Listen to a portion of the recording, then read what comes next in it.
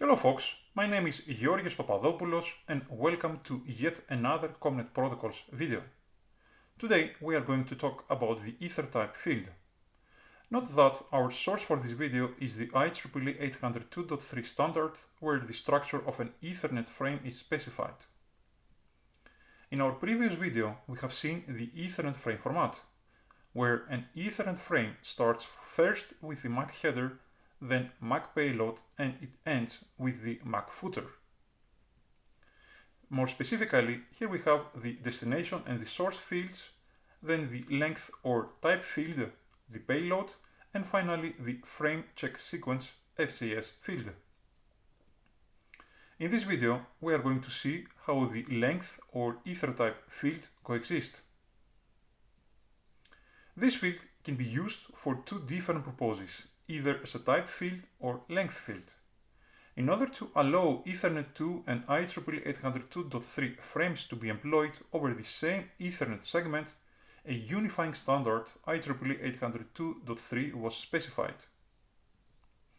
According to the standard and its revisions, if the value of this field is less than or equal to 1500 decimal, then it means that it is an IEEE 802.3 frame and it is used to indicate the size of the payload in bytes.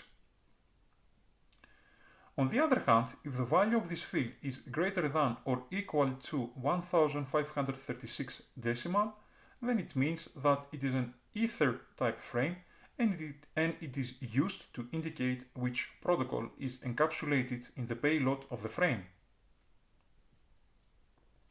The value 1500 was chosen because the maximum length of a payload field of an Ethernet 802.3 frame, as we saw in our previous video, is 1500 bytes.